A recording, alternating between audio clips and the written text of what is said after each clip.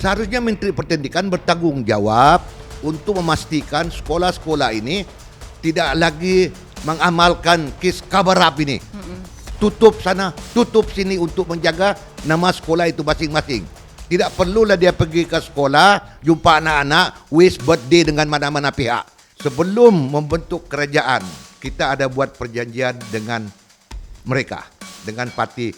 Bukan JRS ketika itu, bersatu. Dan dalam perjanjian itu menamakan saya sebagai timbalan ketua menteri satu dan juga menteri kerja raya. Apabila angkat sumpah di istana dibaca oleh pengacara, saya menteri kerajaan tempatan. Padahal agreement sudah ada. Awal hari pertama dia sudah tipu saya.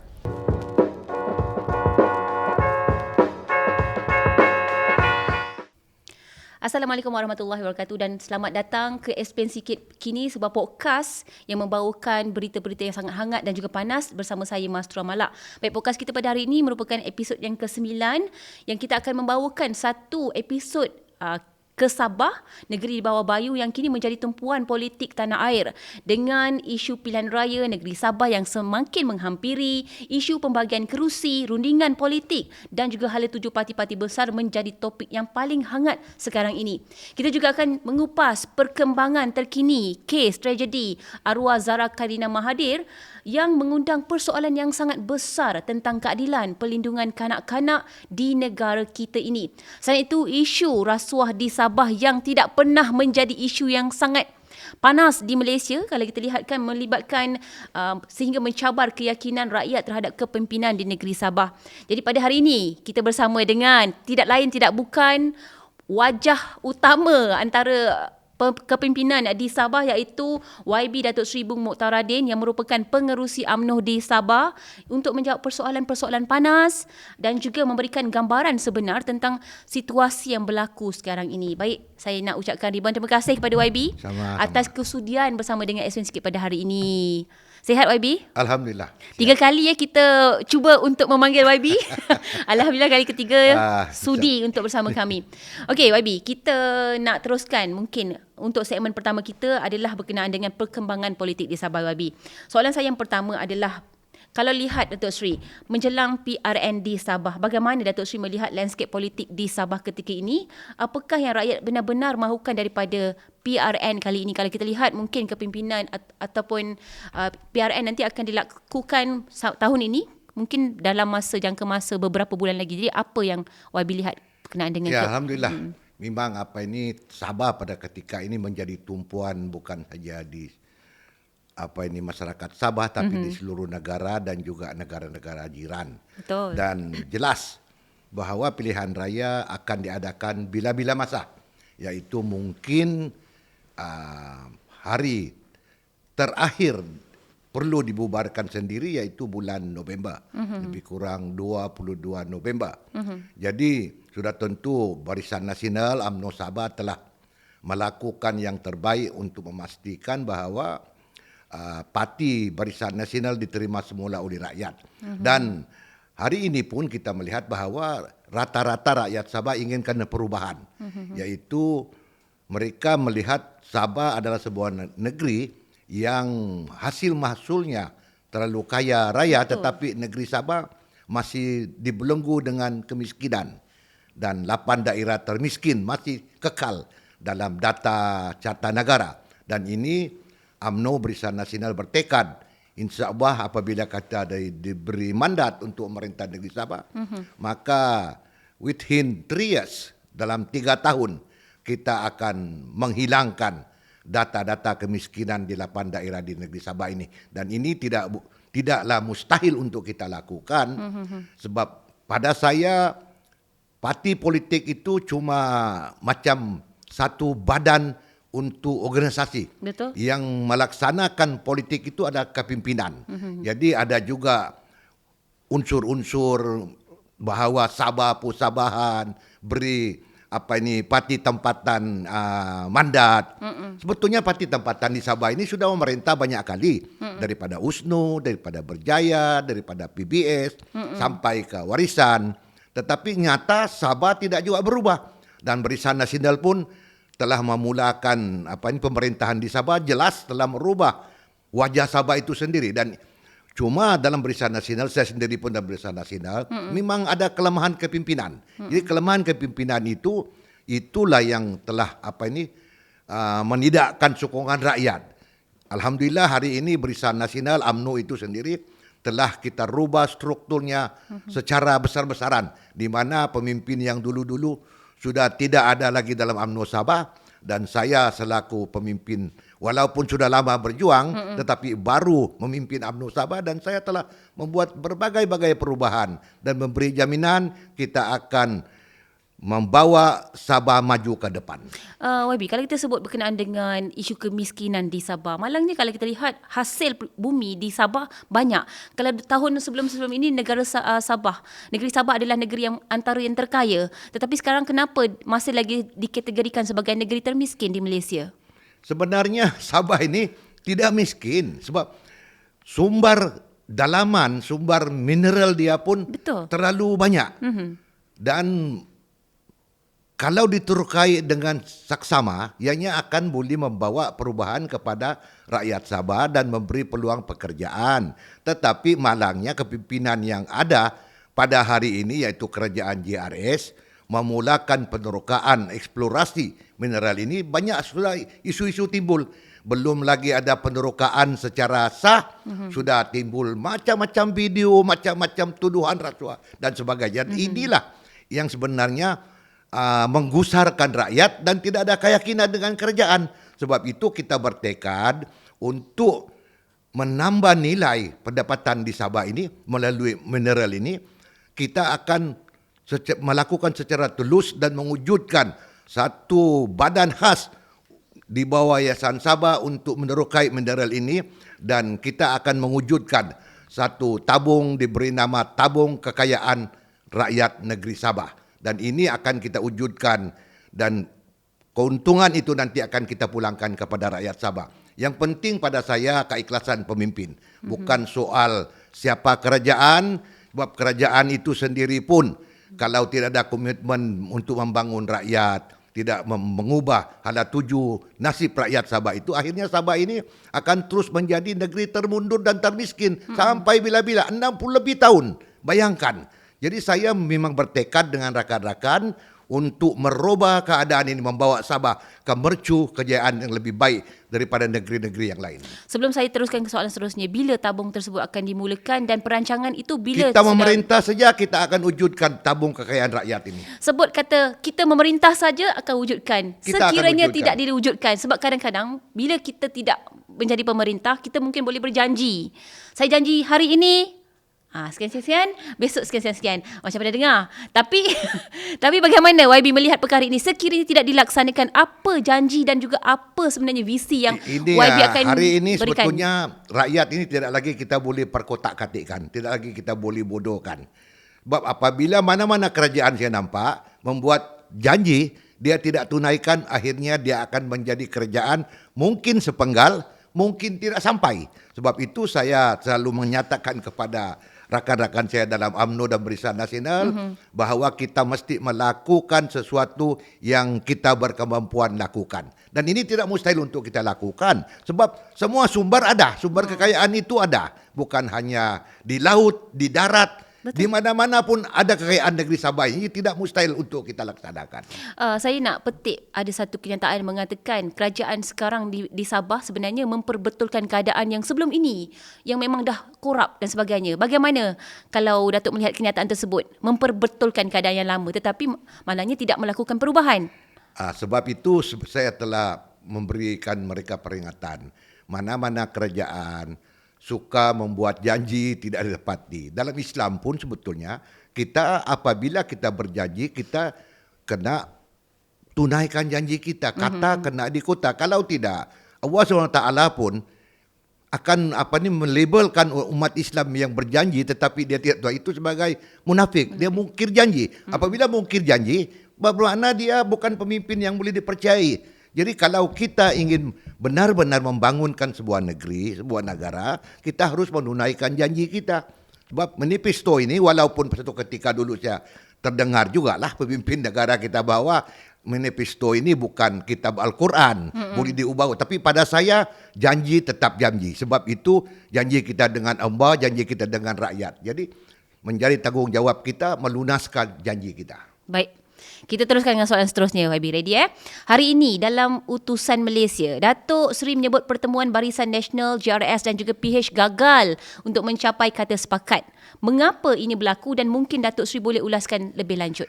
Sebenarnya memang daripada awal saya apabila UMNO Barisan Nasional berikhtiarkan diri keluar daripada kerajaan GRS, kita telah menyatakan bahawa kita tidak akan bekerjasama dengan GRS sebab kepimpinan GRS ini tidak tulus, tidak ikhlas dan suka menikam kawan dari belakang. Jadi parti sebegini pada saya bukanlah sebuah parti yang kita perlu berunding.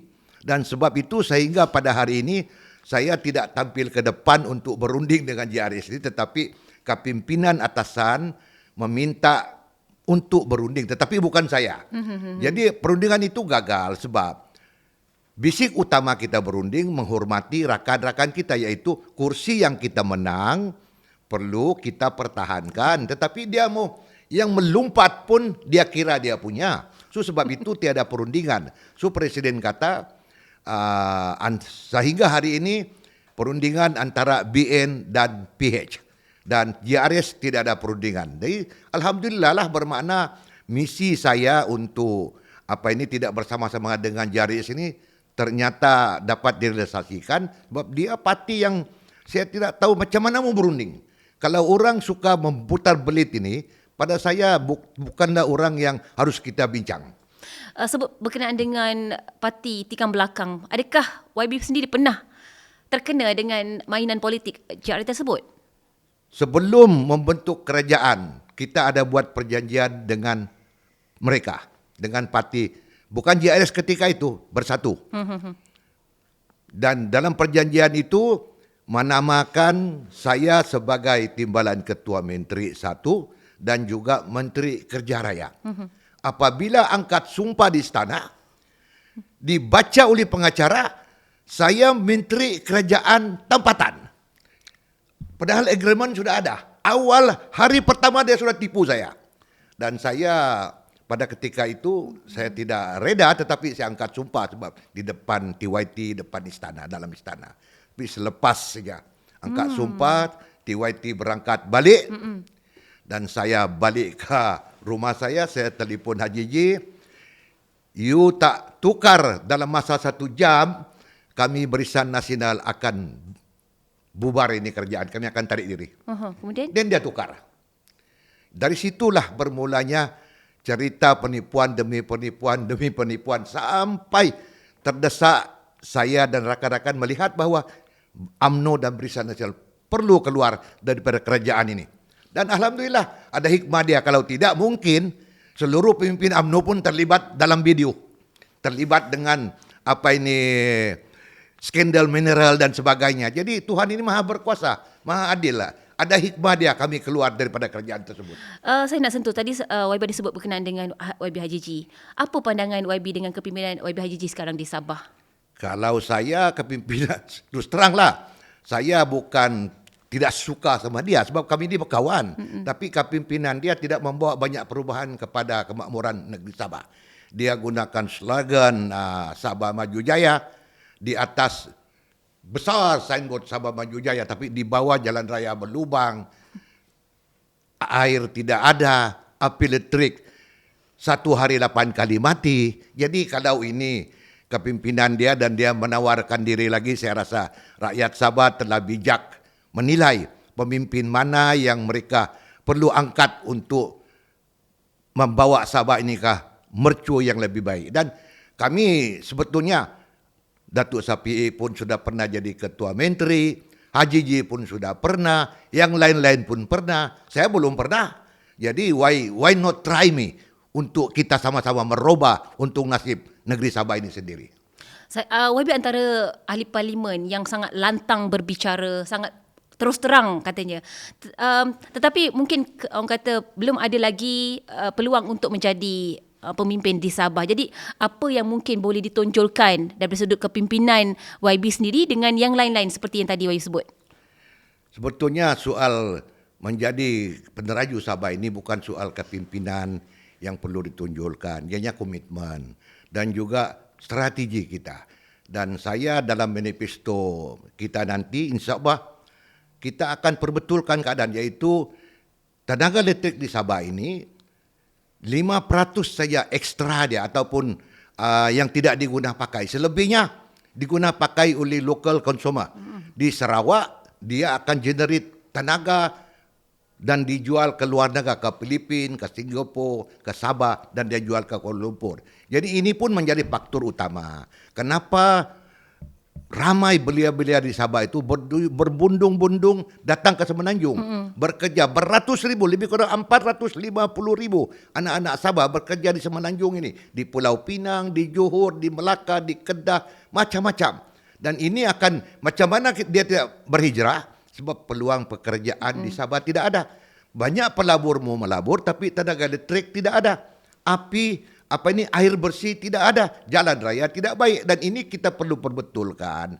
Kalau jalan raya baik, air bersih ada, api listrik ada, memang rasa saya Sabah sesuai untuk pelabur-pelabur buat pelaburan. Dan saya akan pastikan bahawa ketiga-tiga masalah di Sabah ini, iaitu air bersih, api listrik, jalan raya ini akan dapat kita selesaikan masalah ini dengan seberapa segera yang boleh. Kalau tidak, Sabah akan terus ketinggalan zaman seperti tinggal 20-30 tahun ke belakang dengan negeri-negeri yang lain. Jadi ini salah satu strategi kita. Dan kita juga membuka mencadang untuk membuka lapangan terbang baru. Kita pindah daripada lapangan terbang yang ada ke lapangan terbang yang baru. Kita juga membuka pelabuhan baru, pelabuhan di Kudat. Pelabuhan Kudat ini adalah laluan antara bangsa dan ini dijangka akan dapat mempertingkatkan ekonomi negeri Sabah itu sendiri.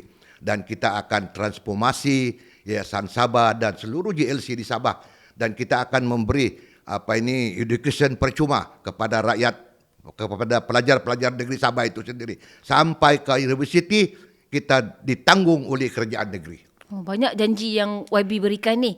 Ini bukan janji yang orang kata tidak boleh kita tunaikan sebab di mana-mana dunia pun pelajaran ni dikasih percuma, pendidikan percuma. Betul. Bukan saja di Brunei, di United Kingdom, di Amerika, tetapi di mana-mana negara saya ni. Sarawak pun dia bagi percuma. Betul. Kenapa Sabah tidak boleh? Sedangkan Sabah lebih baik daripada negeri-negeri yang lain. Okey, saya teruskan dengan soalan seterusnya. Apa pandangan yang mengatakan kerajaan campuran kadang-kala lebih rapuh kerana terlalu bergantung kepada kompromi politik? Adakah Datuk Seri bersetuju? Dan bagaimana UMNO Sabah mengurus risiko ini menjelang PRN itu nanti? Semua apabila kita membuat kajian, 77 negara hari ini, iaitu di seluruh dunia, merupakan kerajaan campuran selepas pilihan raya. Trend ini sudah berubah, bukan lagi macam 10 atau 20 tahun yang lalu, di mana satu single parti boleh memenangi kursi banyak. Seperti contohnya Barisan Nasional memerintah berapa puluh dekad ini. Betul. Tetapi akhirnya pada 2018 kecundang. Dan selepas itu maka berlakulah orang kata revolusi politik itu, di mana selepas pilihan raya Parti A mendapat sedikit dan bergabung. Di Semenanjung pun begitu. Dan di Sabah kita jangka pun begitu. Memang ada risiko dia yang kita hadapi. Cuma orang kata di situlah kita ingin memperlihatkan bagaimana kebijaksanaan pemimpin itu untuk bernegosiasi dengan rakan-rakan yang kita rasa boleh kita bawa bergabung. Tapi dalam gabungan ini sudah tentu banyak demand, banyak permintaan dan sebagainya. Jadi kita akan gunakan kebijaksanaan untuk mengatasi masalah apabila kita berhadapan dengan situasi tersebut. Baik, soalan seterusnya. Presiden Warisan Shafie Afdal baru-baru ini menyeru pengundi Sabah untuk menolak semua parti Semenanjung termasuk UMNO, Bersatu dan juga PKR. Adakah Datuk Seri melihat sentimen ini kuat di akar umbi dan bahagian UMNO Sabah bakal menghadapinya? Ini sebab parti ini cuma platform, cuma badan. Yang memimpin itu manusia. Dan saya ini orang Sungai, orang Kedah Batangan. Saya memimpin UMNO Sabah. Dalam UMNO Sabah, semua pemimpin dia orang tempatan negeri Sabah berbilang kaum.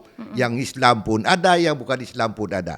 Dan mana-mana parti boleh membuat seruan. Tetapi insya Allah saya berkeyakinan dengan track record kami yang baik, saya juga telah turun ke bawah di seluruh Sabah sejak 3 tahun yang lalu non-stop sampai sekarang, sampai hari ini saya turun dan saya melihat sentimen rakyat di Sabah tidak akan terpengaruh dengan hujah-hujah yang sedemikian. Mereka ingin melihat kepimpinan itu. Sebab mereka juga melihat bahawa warisan pun dulu sudah pemerintah. Jadi mereka pun tahu apa yang telah dilaksanakan oleh parti pemerintah yang terdahulu ini. Jadi insya Allah kita akan ada tempat di hati rakyat Sabah. Dan UMNO ini sebetulnya berbeda dengan parti-parti yang lain. Sebab kita berstruktur. Kita ada jentera, pemuda, wanita, putri. Kita ada PDM. Kita ada struktur kita untuk kita laksanakan semasa pilihan raya itu sendiri. YB, soalan ni tak ada list. Sekiranya lah YB dilantik menjadi Ketua Menteri di Sabah, tetapi diminta untuk tukar parti, adakah YB akan melompat ataupun masih darah kekal UMNO? Saya rasa daripada dulu, waktu skala 2018, saya pun telah ditawarkan oleh bermacam-macam parti. Sebab daripada 2018 itu, 23 bahagian semua tukar parti. Betul? Tinggal saya satu orang kalau wakil rakyat yang ditawarkan macam-macam sehingga kalau melompat tidak ada kes mahkamah. Tapi saya masih bertekad, saya rasa ada kesilapan dalam UMNO ini dan perlu diperbetulkan, dan sehingga hari ini alhamdulillah pada ketika perlompatan itu berlaku, ahli UMNO Sabah daripada 530,000 tinggal 480,000. Tapi hari ini semenjak saya pegang dalam 7 tahun meningkat kepada 613,000 ahli UMNO Sabah pada hari ini. Jadi tidak ada jalan untuk saya melompat mana-mana parti, sebab daripada dulu, daripada nenek moyang saya, perjuangan kita tidak akan berpindah parti selagi parti itu masih wujud. Dan saya melihat UMNO ini adalah parti keramat. UMNO diwujudkan bukan atas jalan raya, bukan diwujudkan atas dasar balas dendam, ataupun bukan diwujudkan untuk sengaja merampas kuasa. UMNO diwujudkan untuk memerdekakan tanah air kita, memerdekakan dan mempertingkatkan agama, bangsa dan negara. Jadi kenapa kita perlu tinggalkan parti yang sebaik ini? Baik, menjawab soalan saya. Seterusnya, YB, kalau lihat kita ke jawatankuasa teknikal PRN Sabah pula, YB. Boleh YB jelaskan peranan sebenar jawatankuasa ini, bagaimana ia membantu persiapan pilihan raya itu nanti? Jawatankuasa teknikal ini memang perlu, sebab dalam pilihan raya ini kita perlu menyelaraskan strategi kita dan menyusun jadual dan juga plan kita. Hari ini pilihan raya berbeza dengan 5 hingga 10 tahun yang lalu. Sebab hari ini banyak menggunakan artificial intelligence ataupun kemahiran perbuatan ini. Sudah tentu UMNO tidak boleh ketinggalan. Sebab itu kita telah, jawatankuasa teknikal ini juga bersama-sama dengan penerangan, kita telah menganjurkan beberapa siri kursus penerangan berhubung penggunaan AI dan sebagainya. Betul. Dan hari ini mungkin dulu kita berkempen bersemuka ramai-ramai, tapi mungkin pilihan raya kali ini berkurangan sudah. Semua orang menggunakan media massa, dan mana-mana parti yang ketinggalan dalam media massa ini, rasa saya parti itu akan kalah dan tidak akan dapat dapat sokongan daripada rakyat. Sebab itu saya memperjelaskan perlu UMNO dan Barisan Nasional untuk masuk dalam gelanggang pilihan raya ini dengan persiapan yang rapi, termasuk dalam teknikal dan juga dalam berbagai bidang dunia maya ini. Kalau tidak, kita akan terus dimama oleh isu yang lain. Okey. Baiklah, kita nak terus ke soalan yang lebih panas.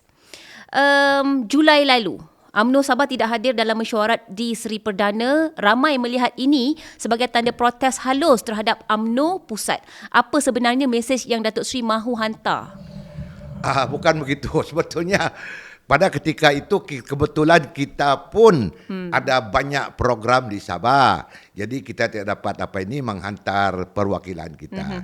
Dan sebetulnya antara UMNO Sabah dan UMNO pusat ini tidak ada krisis. Kita memang jalan sehaluan. Lebih lagi UMNO Sabah ini diberi otonomi. Cuma ada certain perkara otonomi itu tidak boleh dibagi. Seperti contohnya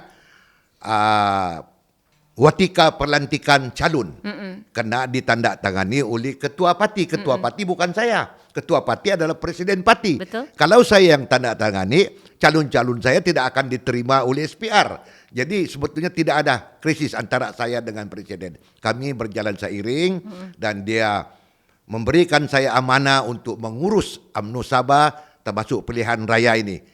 Dan saya telah melakukan yang terbaik dan bersama-sama dengan beliau. InsyaAllah perkara seumpama ini sebetulnya tidak timbul dan kami sentiasa bekerjasama. Baik, bagaimana pula dengan hubungan dengan Datuk Seri Zahid Hamidi? Adakah UMNO Sabah bebas untuk membuat keputusan sendiri atau terpaksa ikut rentak UMNO Pusat? Sebagai negeri yang berotonomi, kita diberi mandat untuk mengurus contohnya kursi yang kita tandingi, calon-calon, memilih calon dan menyusun strategi, manifesto dan sebagainya. Ini dilakukan oleh saya dan rakan-rakan dalam UMNO Sabah.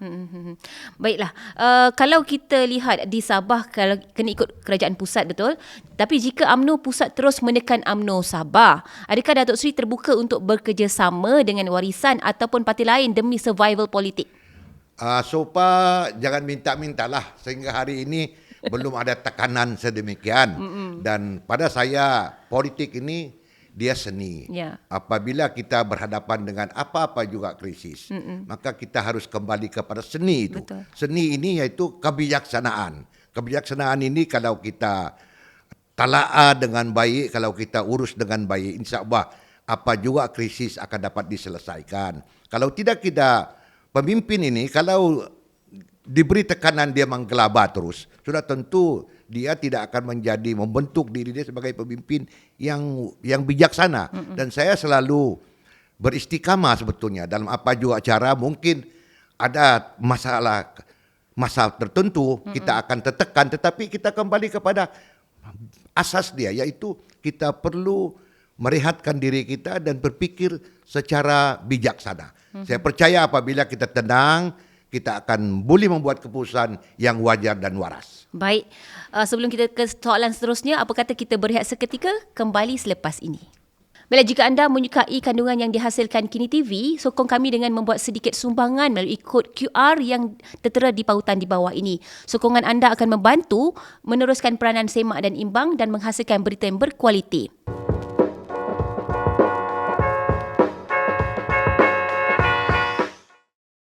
Baik, kembali seterusnya bersama dengan YB Bung Mokhtar. Untuk perbincangan seterusnya YB, saya nak tanya dan sentuh mengenai isu yang membuka mata seluruh rakyat Malaysia, bukan saja di Malaysia, tapi pastinya saya yakin di Indonesia dan juga negara-negara jiran lain juga mendapat perhatian isu kematian arwah Zahra Karina Mahathir. Dan soalan saya hari ini, Sabah kini menjadi perhatian nasional selepas kes arwah Zahra Karina Mahathir. Sebagai pemimpin Sabah, apakah langkah segera kerajaan yang patut diambil untuk mengelakkan tragedi sebegini berulang kembali? Ya, ini soalan baik. Yaitu saya juga telah menyarankan di Parlimen bahawa sudah tiba masanya sekolah-sekolah, terutama sekali sekolah berasrama ini, harus diawasi dan diberi peraturan ketat. Kalau boleh kita cuba hentikan kes buli ini di sekolah ini. Sebab ibu bapa mengantar anak mereka ke sekolah untuk mendapat pendidikan. Tetapi di sebaliknya anak mereka balik dengan beg kematian. Bukan pertama kali ya. Cuma mungkin pada ketika itu belum ada kesedaran daripada masyarakat. Dan selepas kes Zahra ni, dan saya sebetulnya salah seorang pembahas daripada Sabah ketika itu yang menyatakan bahawa kerajaan perlu melakukan sesuatu. Sebab kebimbangan kepada ibu bapa ini sekarang ini, mereka risau menghantar anak mereka ke asrama penuh. Sebab mereka hantar balik mati, balik buli dan sebagainya. Dan perlu diberhentikan. Sebab itu saya minta kerajaan, termasuk ini Menteri Pendidikan. Seharusnya Menteri Pendidikan bertanggungjawab untuk memastikan sekolah-sekolah ini tidak lagi mengamalkan kes kabarap ini. Tutup sana, tutup sini untuk menjaga nama sekolah itu masing-masing. Tidak perlulah dia pergi ke sekolah, jumpa anak-anak, wish birthday dengan mana-mana pihak. Dia perlu bertanggungjawab melihat sekolah di seluruh negara ini bahawa buli itu memang sudah tidak diizinkan. Dan juga kalau buli sekolah-sekolah itu dipertingkatkan kualiti dia, pasanglah CCTV, pasanglah macam-macam supaya anak-anak itu terlihat ibu bapa ada keyakinan dengan sekolah kita. Dan kes JARA ini juga sebetulnya bukan hanya berlaku di Sabah ya, tapi sentimen rakyat itu. Betul. Ini bukan lagi sentimen orang kata ada politik belakang, tidak ada. Sebab Indonesia pun kita nampak, di Thailand pun, Betul. 2,000 lebih taksi dia, TikTok tuh. Apa taksi apa yang dipanggil? Melekat stiker JARA, Justice for JARA. Kau bayangkan bagaimana boleh pergi. Di Filipina pun begitu. Jadi ini perkara, sekarang ini sebetulnya kes ini telah sedang dibuat di mahkamah dan juga ada inquis. Jadi kita tunggulah. Sebetulnya ramai juga rakyat menunggu, tetapi rakyat banyak yang tidak sabar. Tetapi peraturan kita memang begitu, sudah tentu kita harus patuh dengan peraturan kerajaan apa yang ada. YB, kalau kita lihat di Parlimen, YB antara pemimpin di Sabah yang cukup lantang untuk mempertahankan isu ZARA ini, sedangkan YB sendiri di dalam kerajaan yang bersama dengan kerajaan sekarang ini. Dan kalau kita lihat YB, saya nak tanya, soalan ini mungkin agak sensitif, tapi betul ke benar wujud terlibatnya VVIP dalam insiden tersebut? Jujur. Saya pun sebetulnya tidak ada sumber yang tepat. Sebab itu apabila tidak ada sumber yang tepat, kita tidak boleh mengagak-agak. Tetapi inilah, sentimen inilah yang telah menjiwai hati rakyat di bawah. Sehingga mereka bangkit untuk membuat justice for JARA. Sebab mereka merasakan ada ketidakadilan dari segi pengurusan, dari segi siasatan dan sebagainya. Dan memang pengarah GSG Malaysia pun telah menyatakan ada kecacatan semasa proses siasatan itu. Dan betulnya setiap insiden yang melibatkan kematian perlu ada orang kata dipanggil ini bedah siasat. Tetapi pada kes ZARA pula tidak ada. Dan diminta atas persetujuan ibu dia, maka mereka betul ansur. Sebetulnya perkara ini tidak boleh. Sebab berlaku dengan saya sendiri. Anak buah saya ikut kempen dengan saya dan meninggal di hotel, dan saya meminta supaya tidak dibedah siasat, tetapi dia kata tidak boleh, kena bedah siasat juga. Jadi kalau ini tidak boleh, kenapa yang ini boleh? Sebab itu daripada peringkat awal sudah ada suspicious di antara rakyat itu sendiri. Sama ada anak BIP terlibat atau tidak, saya pun tidak maklum.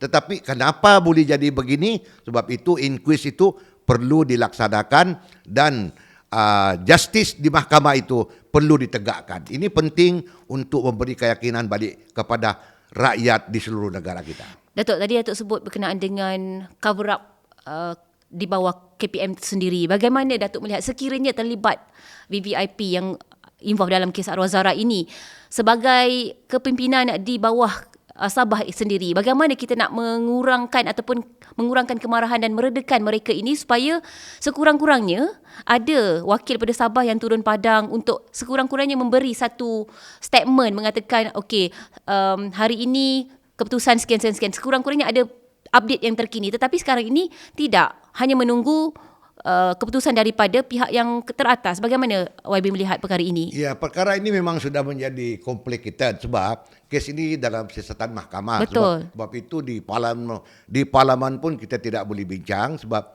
kes telah sedang berlangsung di mahkamah. Jadi kita kena menunggu dan inquis itu pun kita nak tunggu. Cuma saya punya pendirian. Mana-mana pihak pun yang terlibat, tidak kiralah ada anak BIP kah siapakah. Mereka apabila terlibat dan didapati bersalah perlu dihukum. Sebab ini melibatkan pertama melanggar peraturan, melanggar undang-undang. Kedua, kita harus mengembalikan keyakinan rakyat itu kepada kerajaan, kepada mahkamah. Kalau tidak, akhirnya rakyat mungkin satu ketika saya bimbang akan ada satu kebangkitan rakyat untuk pula tidak mengiktiraf mahkamah, tidak mengiktiraf kerajaan dan sebagainya. Dan ini akan menjadi satu perkara yang tidak diingini oleh mana-mana pihak. Baik, terima kasih YB. Seterusnya kita kembali dengan segmen isu rasuah dan juga integriti di Sabah.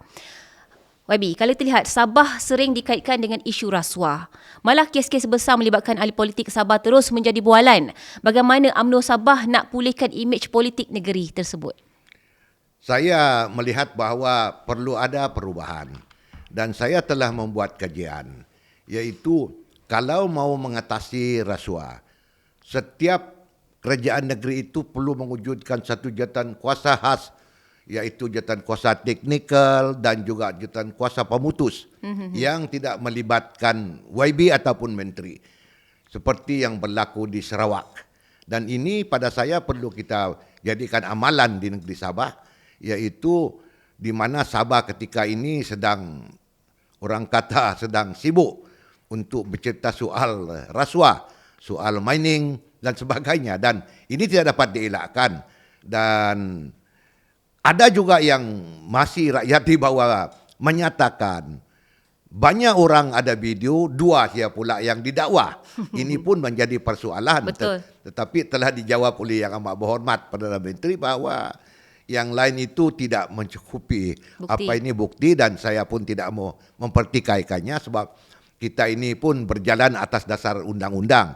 Cuma apa yang saya perlu lihat bahawa perlu ada mekanisme dan pendekatan baru untuk kerajaan yang memimpin nanti akan datang ini untuk memastikan bahawa mengelak mana-mana YB lagi, mana-mana menteri dia dikaitkan dengan rasuah. Kalau tidak, akhirnya Sabah ini akan terus dibelenggu dengan isu rasuah. Betul. Sebab berkenaan rasuah, isu rasuah, ada yang kata ahli politik Sabah mudah dibeli dalam demi projek ataupun jawatan. Adakah Datuk Seri bersetuju atau itu hanya persepsi?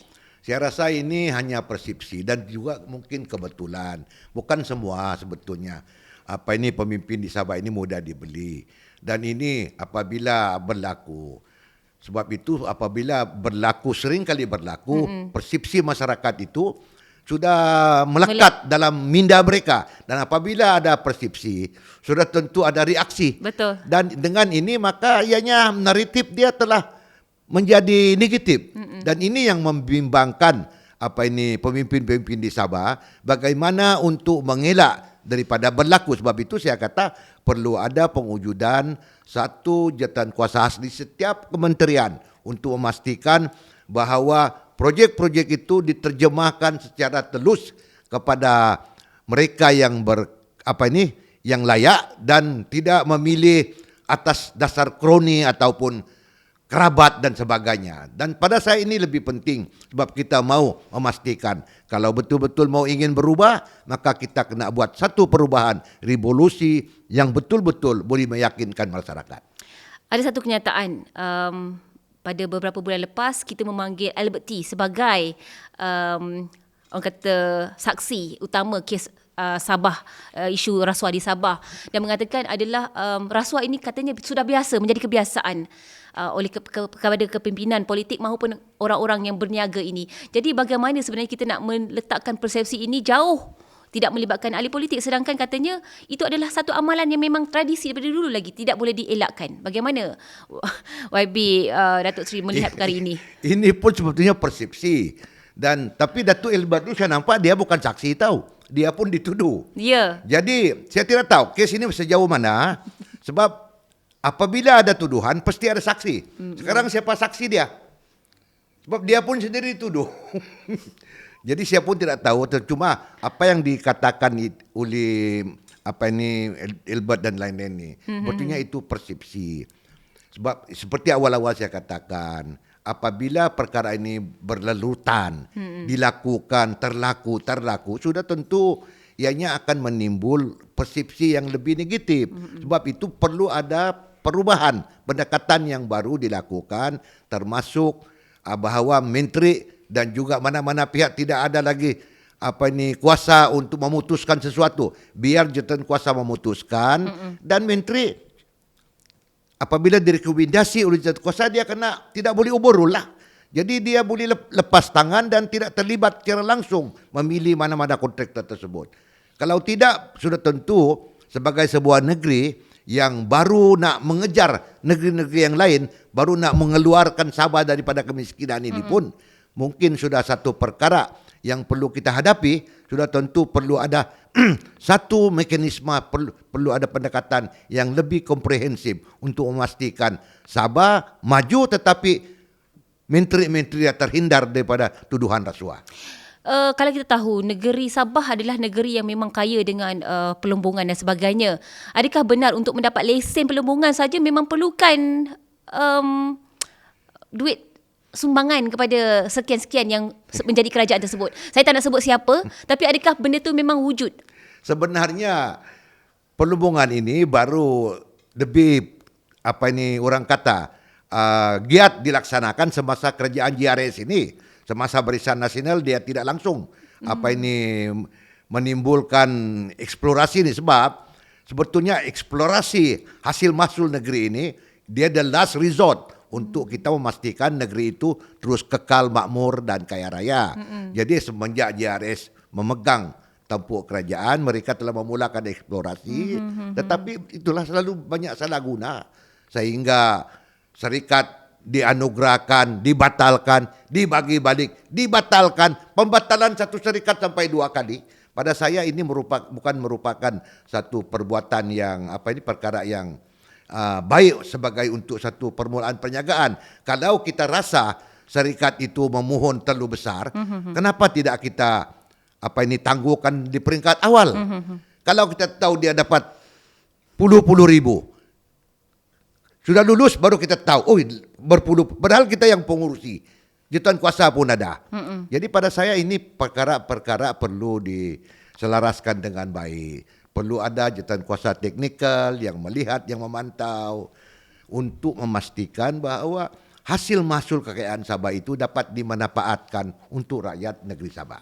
Baik, mungkin Datuk Seri, apakah sebenarnya kelemahan utama pemimpin-pemimpin politik di Sabah ini berbanding dengan ahli politik di Sarawak misalnya, yang mungkin dilihat lebih berhati-hati dalam mengambil pendirian politik? Ini saya tidak boleh huraikan. Cuma pada saya mungkin juga ada sifat-sifat ingin mengaut keuntungan dan sebagainya, tetapi pada saya itu bukan segala-galanya. Pemimpin itu harus melihat masa depan rakyat dia sendiri.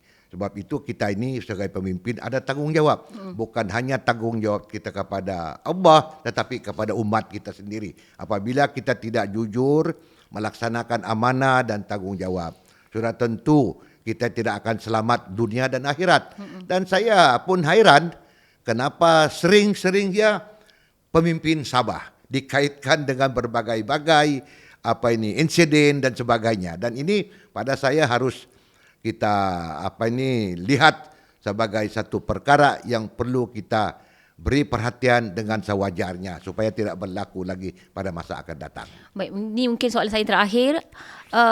Apa sebenarnya mesej utama Datuk Seri kepada semua pengundi di Sabah dan fokus utama UMNO Sabah jika diberi mandat semula? Tadi Datuk Seri kata akan berjanji untuk memberikan pendidikan percuma dan sebagainya. Jadi apa lagi yang mungkin mesej yang Datuk Seri nak sampaikan kepada semua pengundi di Sabah, paling kurang memberi satu peluang kepada Datuk Seri, mungkin kalau ditakdirkan Tuhan menjadi menteri besar di Sabah?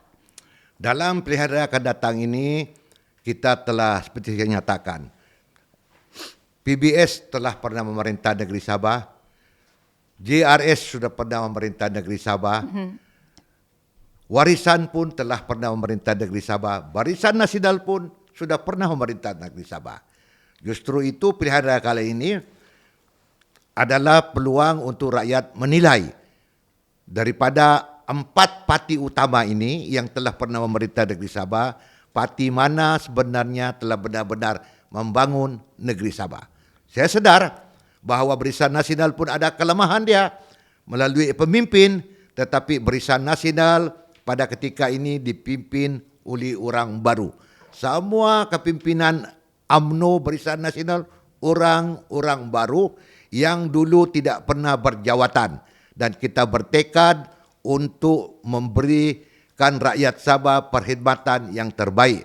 Dan dalam manifesto ataupun kita punya tawaran-tawaran baru kepada rakyat negeri Sabah ini, kita banyak memberikan harapan kepada rakyat, iaitu perlu untuk kita membawa Sabah keluar daripada kemiskinan, mengeluarkan 8 daerah daripada mundur dan miskin, termasuk mewujudkan perumahan sebanyak 500,000 hingga 1 juta di antara 5 hingga 10 tahun. Ini pun kita tawarkan. Dan di samping pendidikan percuma, kita juga memastikan bekalan air bersih dapat kita mutamatkan dalam masa 5 tahun. Api elektrik tidak lagi mati-mati dalam jangka 3 tahun. Dan kita akan memiliki tenaga baru 3 hingga 5,000 megawatt untuk negeri Sabah itu sendiri. Dan kita juga memastikan rangkaian jalan raya di Sabah itu dipersiapkan dapat dibangunkan dan membawa pelabur-pelabur datang. Dan juga kita akan mengembangkan ekonomi negeri Sabah melalui perkembangan Kalimantan daripada Tawau ke daripada Kudat ke Tawau. Ini penting sebab ekonomi serantau ini di mana dianggarkan akan ada lebih kurang 40 hingga 60 juta penduduk Indonesia berhijrah ke Kalimantan dalam masa 2-3 tahun, dan sudah tentu ini akan kita manfaatkan sebab ini peluang ekonomi untuk rakyat di Borneo, terutama sekali di Sabah untuk berinteraksi, bertukar-tukar penyagaan dengan penyaga-penyaga dari Kalimantan. Ini sebetulnya banyak lagi, saya pun tidak boleh huraikan satu-satu, tetapi tawaran-tawaran baru ini bukan saja boleh menarik sokongan rakyat, tetapi mereka juga berkeyakinan bahawa kita mampu melakukannya. Dan saya cukup menjelaskan bahawa mana-mana parti yang menang tetapi dia berjanji tapi dia tidak tunaikan, kalau tidak sampai 1 penggal pun mungkin hanya 1 penggal. Dan UMNO tidak akan menjadi kerajaan 1 penggal. Bahkan kita menang 1 penggal ini untuk menang beratus-ratus kali pilihan raya lagi. Jadi kalau kita mau menang, maka pertama janji kita kena tunaikan. Jika kita mau menang, kita datang daripada rakyat, harus kembali kepada rakyat. Jadi kepada pengundi-pengundi rakyat dan negeri Sabah, lihatlah benar-benar landscape politik Sabah pada pilihan raya ini dan beri sokongan kepada parti yang tuan-tuan dan puan-puan rasa boleh membawa dan membangun rakyat negeri Sabah itu sendiri. Nampak gaya macam InsyaAllah boleh berpotensi, YB. InsyaAllah. Tapi saya nak tanya YB Datuk Seri, adakah Datuk Seri yakin sekiranya mendapat mandat daripada rakyat di Sabah ini, bagaimana pula untuk menarik golongan muda-muda? Kalau kita lihat sekarang ini bangkitan Sabah ini ramai golongan orang muda yang sangat marah kerana peluang pekerjaan yang tidak ada dan sebagainya. Bagaimana cara untuk orang kata menarik semula golongan-golongan generasi muda untuk kekal memberi sokongan kepada UMNO Sabah?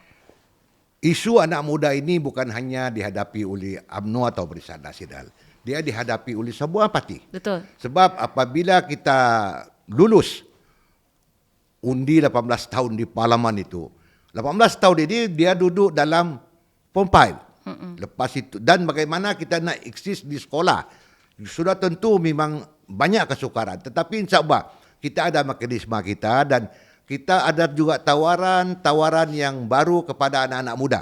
Anak-anak muda ini bukan saja dia bukan saja perlu harapan, tetapi dia perlu ada keyakinan yang kita lontarkan kepada mereka. Dan kita juga faham bahawa dalam pilihan raya ini 60% pengundi di semua kawasan itu anak-anak muda, 40 tahun ke bawah. Dan ini sudah menjadi satu kekangan kepada semua parti. Tetapi insyaAllah sebab kita ada strategi kita ada cara kita bagaimana untuk menarik anak-anak muda ini mengundi calon-calon barisan. Dan ini saya terus cuba.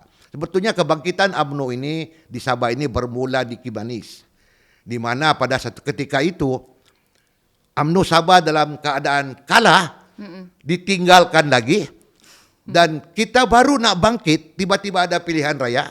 Kita berhadapan dengan kerajaan negeri, kerajaan warisan ketika itu, dan dibantu oleh kerajaan persekutuan. Perdana Menteri turun, Timbalan Perdana Menteri turun, menteri-menteri turun. Saya sendiri lead UMNO Sabah ketika itu dalam keadaan orang kata tiada pengalaman. Tapi alhamdulillah kita berjaya menewaskan warisan di Kemanis ketika itu. Maka daripada itulah kebangkitan UMNO Sabah, dan selepas itu ada 7 PRK di Semenanjung. Semuanya UMNO menang. Jadi pada saya ini merupakan satu langkah yang baik, dan saya yakin bahawa kita masih boleh menempatkan antara parti yang terbaik di negeri Sabah. Jadi jentera-jentera untuk PRN sudah disediakan dan dah ada perancangan semua sudah. Everything sudah ready. Okey. Mungkin kata-kata terakhir YB untuk kita punya perbincangan pada hari ini, ada tak yang YB nak sampaikan mungkin berkenaan dengan isu rasuah, isu Zara Khairina dan juga isu-isu politik di PRN Sabah sendiri? Pertama saya mengucapkan kepada Kini TV lah sebab telah mengundang saya untuk ke podcast ini, dan seterusnya saya juga meminta kepada rakyat negeri Sabah supaya bertenang dalam isu Zara Khairina ini, sebab isu ini pun telah dibawa ke mahkamah dan tinggal menunggu inkuis. Dan walaupun kita tidak ada kepuasan diri, tetapi kita harus patuh dengan juga peraturan-peraturan kerajaan, dan insyaAllah akan ada keputusan-keputusan yang terbaik. Dan sebenarnya kita pun akan berhadapan dengan pilihan raya pada masa akan datang. Tidak lama lagi, tidak tahu mungkin bulan September, bulan Oktober, yang last pun bulan November. Jadi bersedialah untuk merubah perubahan. Dalam Al-Quran Allah Ta'ala telah memberikan manusia itu peringatan bahawa Allah tidak akan merubah untuk nasib umatnya, melainkan umat itu merubah sendiri. Maka UMNO Barisan Nasional bersedia membawa perubahan dengan syarat sama-sama kita merubah untuk nasib rakyat negeri Sabah. Itu dia slogan yang diberikan oleh Datuk Seri. Okey, itu saja mungkin daripada saya. Sabah, negeri yang kaya dengan budaya dan sumber alam, tapi juga medan percaturan kuasa yang sentiasa bergejolak.